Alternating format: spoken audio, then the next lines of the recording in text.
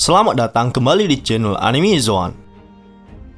Kali ini kita akan membahas alasan mengapa Shanks mempunyai kru bajak laut terkuat di dunia.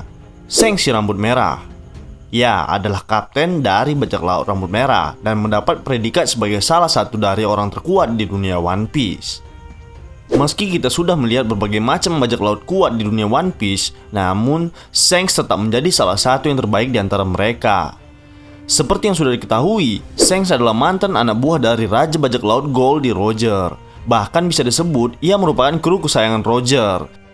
Setelah Roger dieksekusi Lockdown, ia memutuskan untuk memulai petualangannya sendiri dan mulai mengumpulkan kru untuk kelompok bajak lautnya. Hingga akhirnya ia mendapatkan gelar sebagai seorang Yonko.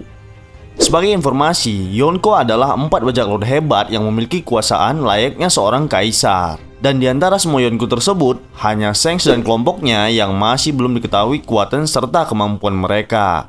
Nah, untuk itu Anime Zone akan mencoba untuk membahas sedikit teori mengapa Shanks memiliki kelompok bajak laut terkuat saat ini di One Piece. Namun, seperti biasa, sebelum masuk pembahasan, silakan klik tombol subscribe dan aktifkan notifikasinya agar kalian tidak ketinggalan informasi terbaru seputar dunia One Piece. Kalau sudah, terima kasih.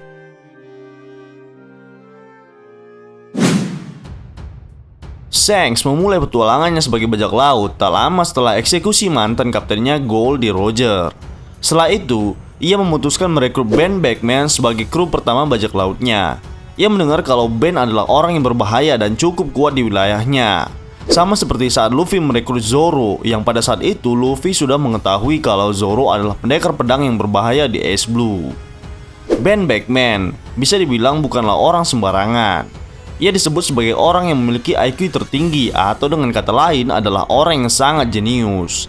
Nah, jika kita membandingkan antara Ben Beckman yang menjadi tangan kanan Shanks dengan tangan kanan Yonko lainnya seperti Katakuri, King, dan Shiryu, kami rasa Ben adalah yang terbaik di antara mereka. Sebab pola yang hampir sama terjadi dalam kelompok Goldie Roger dan kelompok Shanks, di mana tangan kanannya merupakan orang yang sebanding dengan sang kapten. Roger memiliki Rayleigh, Shanks memiliki Ben. Mereka dikonfirmasi tidak memakan buah iblis apapun. Jadi kami rasa dengan menguasai ketiga jenis haki level tinggi dan teknik pertarungan yang hebat serta fisik yang kuat, Ben Beckman bisa disetarakan dengan Rayleigh pada masa muda. Selain Ben, Lucky Rowe juga sosok yang tak bisa dianggap remeh. Meskipun berbadan gemuk, pria yang menyukai daging ini tak akan segan kepada musuh-musuhnya. Hal itu dibuktikannya dengan menembak kepala anak buah Higuma hingga tewas. Pergerakannya yang secara tiba-tiba juga tak mudah untuk dideteksi. Oda pernah menyebutkan kalau Lucky Rowe terinspirasi dari salah satu tokoh fiksi yang konon merupakan seorang penembak jitu yang bahkan lebih cepat dari bayangannya sendiri. Jika itu benar, maka dapat dipastikan Lucky Rowe adalah orang yang kuat serta memiliki kecepatan yang luar biasa dan tentu saja sangat berbahaya. Kami rasa Lucky Rowe juga menguasai Bushu Soku Haki dan Kenbun Soku Haki yang tentunya sudah berada di level tertinggi. Nah, jika kita membandingkan dengan kru bajak laut Yonko lainnya seperti Smoothie, Queen, dan Jesus Burgers, Lucky Rowe terasa jauh mengungguli para petinggi Yonko ini.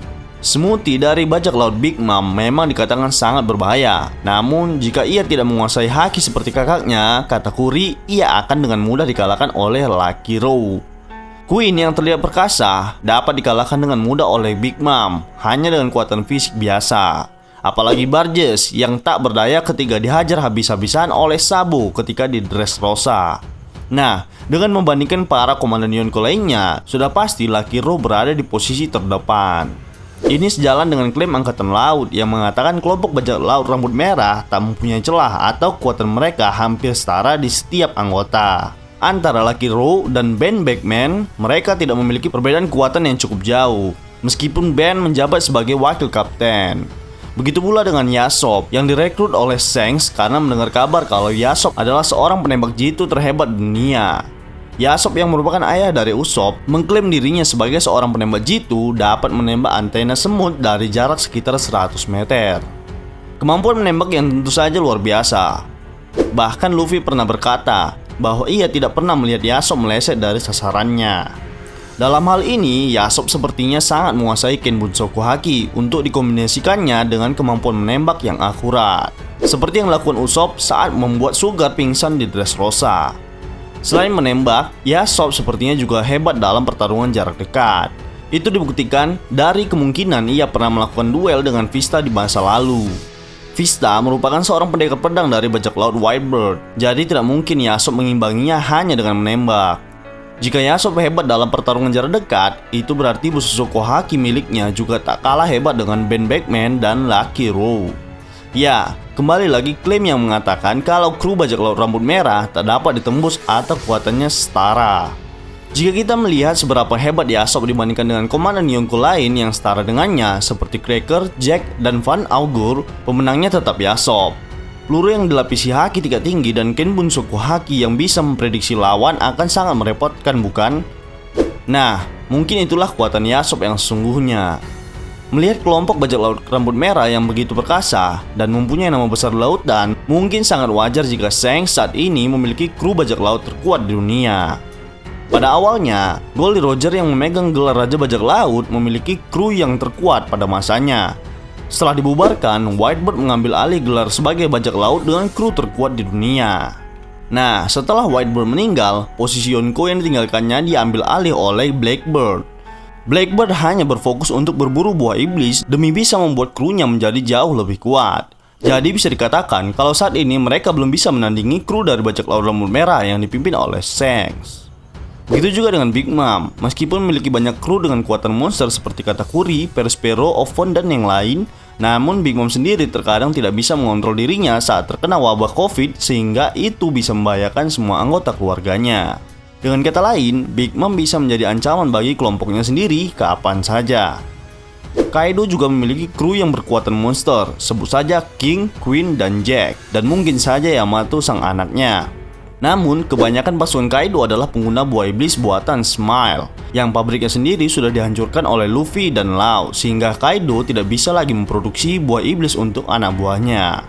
Kaido yang bercita-cita membangun kebun binatang memang sangat kuat, namun sebagian besar krunya adalah pengguna buah iblis buatan yang juga digunakan sebagai kelinci percobaan. Jika percobaan yang ada pada buah iblis tersebut gagal, maka nyawa mereka sendiri berada dalam bahaya. Kru terkuat yang dimiliki Kaido saat ini hanyalah 3 All-Star ditambah Tobiropo yang mendekati All-Star. Saat Kaido ingin menghancurkan bajak laut Whitebird di markas besar angkatan laut, Shanks berhasil menghentikan aksinya dan memaksa Kaido untuk tidak mengganggu peperangan tersebut. Pastinya hal ini sudah bisa menjelaskan seberapa besar kekuatan yang dimiliki oleh bajak laut rambut merah. Jadi, alasan mengapa kelompok bajak laut rambut merah pimpinan Shanks adalah yang terkuat dikarenakan mereka masih waras dan struktur kelompoknya seperti bajak laut Roger yang dikatakan terkuat. Tidak seperti Big Mom yang psikopat, Kaido yang terlalu obsesi, Teach yang mengandalkan buah iblis. Shanks berada di lautan hanya untuk menjaga perdamaian dunia, dan itu dibuktikan dengan ia tidak mengincar One Piece.